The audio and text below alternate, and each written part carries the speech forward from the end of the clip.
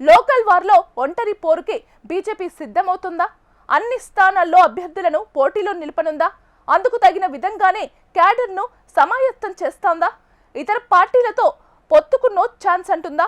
గ్రామ స్థాయిలో పార్టీ బలోపేతానికి ఇదే సరైన సమయంగా కాషాయ దళం భావిస్తోందా? లోకల్లో సత్తా చాటి రాబోయే రోజుల్లో అధికారం తమదే అనే సంకేతాలను క్యాడర్కు ఇవ్వనుందా? స్థానిక సమరంలో రాష్ట్ర నాయకత్వం వేస్తున్న పాచికలు ఎలా ఉండనున్నాయి? Let's watch the story. Telangana స్థానిక సంస్థల ఎన్నికల్లో ఒంటరిగా పోటీ చేయాలని బీజేపీ సమాయత్తమవుతోంది. పార్టీని గ్రామీణ స్థాయి నుంచి బలోపేతం చేయాలనే ఉద్దేశంతో ఈ నిర్ణయం తీసుకున్నట్లు తెలుస్తోంది. రాష్ట్రంలో ఏ పార్టీతో బీజేపీ పొత్తు ఉండదని, సింగిల్గానే బరిలో ఉంటామని పార్టీ వర్గాల నుంచి వినిపిస్తున్న మాట.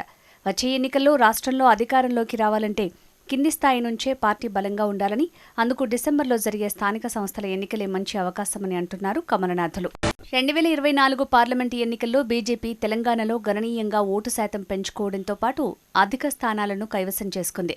17 లోక్సభ స్థానాలకు గాను 8 చోట్ల విజయకేతనం మోగించింది. ఆ తర్వాత జరిగిన ఎమ్మెల్సీ ఎన్నికల్లోనూ 2 స్థానాల్లో ఆ పార్టీ అభ్యర్థులు విజయం సాధించారు.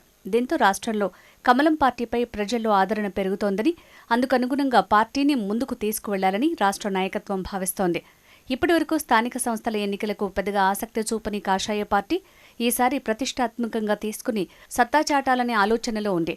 పార్లమెంటు ఎన్నికల్లో మంచి ఫలితాలను సాధించిన కమలం పార్టీ అంతకంటే ముందు జరిగిన అసెంబ్లీ ఎన్నికల్లో మాత్రం అంతగా ప్రభావం చూపలేకపోయింది. అందుకు కారణంగా కింది స్థాయిలో బలమైన క్యాడర్ లేకపోవటమే అని పార్టీలో అంతర్గతంగా జరుగుతున్న చర్చ. అందుకే స్థానిక సంస్థల ఎన్నికల్లో బలం పెంచుకోవటం ద్వారా భవిష్యత్తులో జరిగే అసెంబ్లీ ఎన్నికలకు పునాదులు వేసుకోవాలని ఇప్పటి నుంచే వ్యూహరచన చేస్తోంది.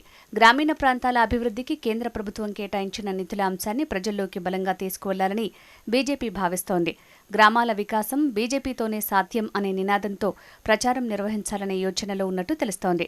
గ్రామ పంచాయతీలకు కేంద్రం నిధులు ఇస్తున్నా వినియోగించడంలో రాష్ట్ర ప్రభుత్వం విఫలమవుతుందని, రాష్ట్ర ప్రభుత్వ వైఖరిని ఎండగట్టడమే ప్రధాన ధ్యేయంగా ప్రచార సరళి ఉండనున్నట్లు పార్టీలో చర్చ జరుగుతోంది. సర్పంచ్ ఎన్నికల నుంచి మొదలు ఎంపీటీసీ, జెడ్పీటీసీ ఎలక్షన్స్ వరకు అన్ని స్థానాల్లో బీజేపీ ఒంటరిగా పోటీ చేస్తుందనే స్పష్టమైన సంకేతాల్ని పార్టీ క్యాడర్కు పంపాలని పార్టీ ముఖ్య నేతల ఆలోచనగా కనిపిస్తోంది. దీంతో స్థానికంగా ఎక్కువ మంది పోటీ చేసే అవకాశం రావడంతో పాటు వారిలో ఆత్మవిశ్వాసం నింపాలని రాష్ట్ర నాయకత్వం భావిస్తోంది. గెలుపే లక్ష్యంగా జిల్లాల అధ్యక్షులు స్థానిక కమిటీలను సమన్వయం చేసుకుంటూ క్షేత్రస్థాయి సమావేశాలు ఏర్పాటు చేసే యోచనలో పార్టీ అగ్ర నాయకత్వం ఉన్నట్టు కనిపిస్తోంది.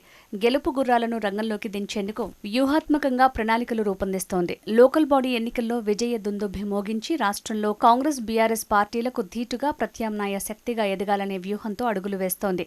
తెలంగాణలో మొత్తం 12,733 గ్రామ పంచాయతీలు ఉన్నాయి. 5,749 ఎంపీటీసీ, 565 జడ్పీటీసీ స్థానాలున్నాయి. రాష్ట్రంలోని అన్ని స్థానాల్లో ఏ పార్టీతో పొత్తు లేకుండా అభ్యర్థులను నిలబెట్టేందుకు కాషాయ పార్టీ కసరత్తు చేస్తోంది. స్థానిక సంస్థల ఎన్నికల్లో బీసీ అభ్యర్థులకు పార్టీ తరపున రిజర్వేషన్లు తగిన ప్రాధాన్యత కల్పించేందుకు కట్టుబడి ఉన్నామని రాష్ట్ర నేతలు ఇప్పటికే స్పష్టం చేశారు. దీంతో బీసీలకు అధికారికంగా సీట్లు దక్కే అవకాశాలు ఉన్నాయి. లోకల్ బాడీ ఎన్నికల్లో పార్టీ వ్యూహాత్మకంగా ముందుకు వెళ్తున్న రాష్ట్రంలో అనేక జిల్లాల్లో పార్టీ చాలా బలహీనంగా ఉంది. మరి అలాంటి జిల్లాల్లో కమలనాథులు ఎలా ముందుకు వెళ్తారు? అనుకున్న లక్ష్యాలను అధిగమిస్తుందా లేదా చూడాలి.